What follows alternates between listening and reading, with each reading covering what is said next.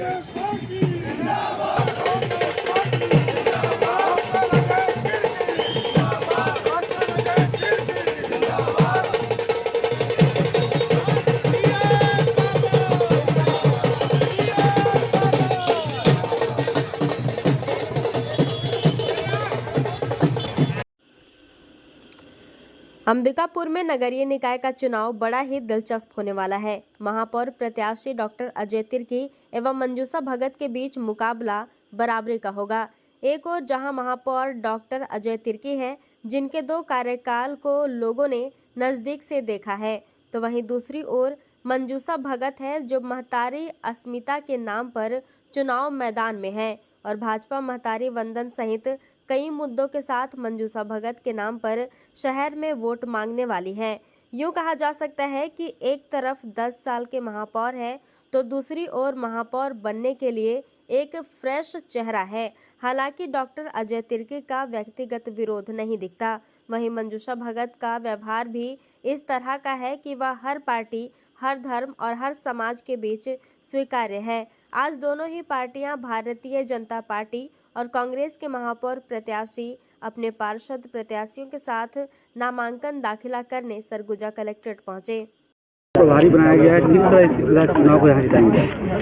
देखिए, जिम्मेदारी जो दिया गया है उसका बखूबी हम पालन करेंगे, क्योंकि जिम्मेदारी ऐसी चीज़ है जो छोटी छोटी चीज़ों को देखा जाता है और मुझे नगर निगम का प्रभारी बनाए हैं, तो निश्चित तौर पे हम कह सकते हैं कि जो जिम्मेदारी मिली है वो चाहे एक मंत्री के रूप में हो, चाहे विधायक के रूप में हो, चाहे महापौर के इस नगरीय निकाय के प्रभारी के रूप में हो, इसको हम बखूबी सभी को एक साथ सामंजस्य बनाते हुए चलेंगे और यहाँ को जीत के दिखाएंगे। क्या मुद्दे रहेंगे यहाँ जीत के लिए? देखिए, हमारी सरकार ने सभी महापौर कहना चाहिए, नगर निगम हो चाहे नगर पालिका हो, जनता के सुझाव मांगे हैं और जनता के जो सुझाव मांगे हैं, सुझाव पे ही विचार करेंगे और यहाँ के जो स्थानीय मुद्दे बनेंगे उस पे सभी कार्यकर्ता लगेंगे।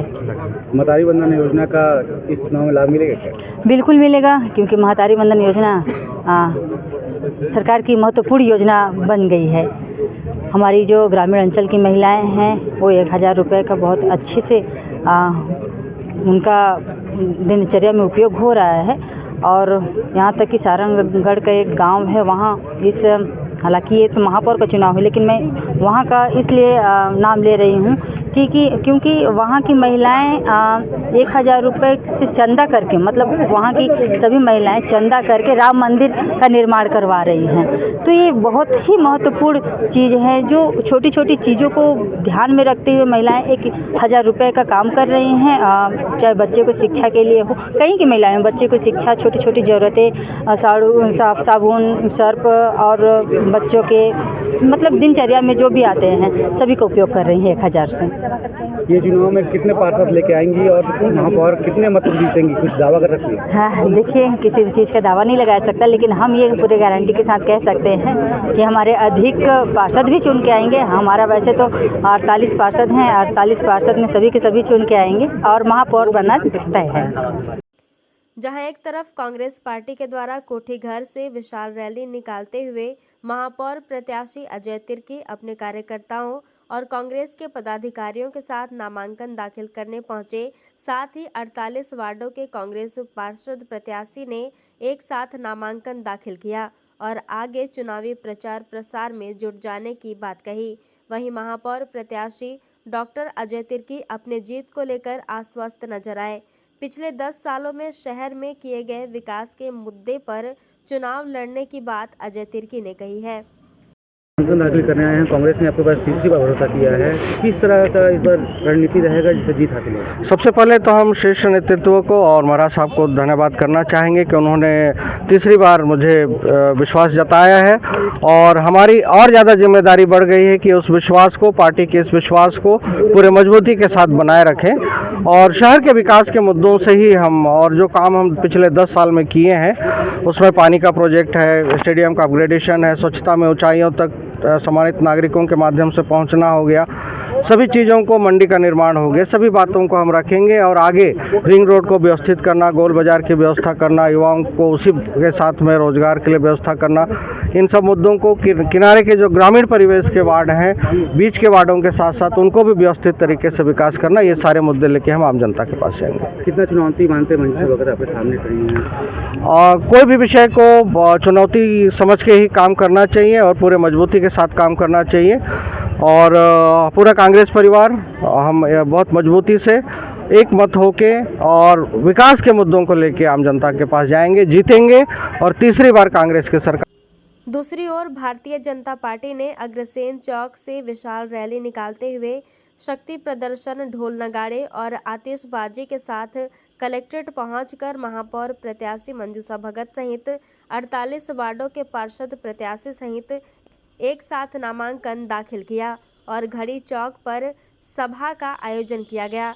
महापौर प्रत्याशी मंजूषा भगत अपने जीत को लेकर आश्वस्त नजर आई और कहा कि कांग्रेस हमारी भीड़ को देखकर बेहोश हो गई है और ये भीड़ इस बात को दर्शाता है कि हमारी जीत पक्की है। थोड़ा सा पीछे दादा पीछे, ओ बाबू थोड़ा सा पीछे कर ले, कुर्सी लगा हुआ है, थोड़ा सा पीछे आओ पीछे करूँ। हाँ मैं शक्ति प्रदर्शन के साथ निकले हैं, बाजा के साथ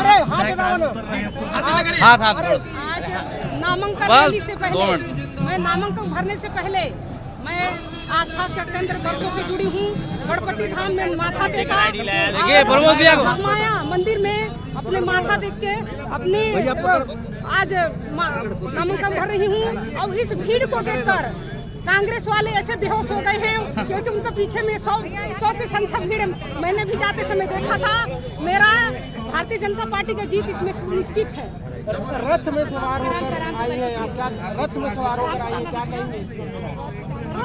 रथ में सवार इसलिए होके आई हूँ क्योंकि हमने मैं महापौर प्रत्याशी हूँ और मैं कहाँ से जीत तय है, इसलिए रथ में सवार होके हूँ और भीड़ को देखते हुए तो मुझे आज पूर्ण विश्वास है कि 110% में जीत। 2014 का कसर उतारेंगे कि नहीं? तो वही कसर उतारने भारतीय जनता पार्टी ने मेरे को दोबारा प्रत्याशी बनाया। विशाल जन सैलाब के साथ नामांकन भरने आई है जी, विशाल जन समर्थन है तभी तो मैं आई हूँ और उनका समर्थन देखिए 100 की संख्या में भी नहीं थी। अभी तो डर गए होंगे, शायद प्रत्याशी अंदर भी होंगे, बाहर दिखेंगे भी नहीं। ठीक है दीदी। वहीं आम आदमी पार्टी के द्वारा शहर सरकार बनाने को लेकर अपनी राजनीति उठापटक शुरू की है।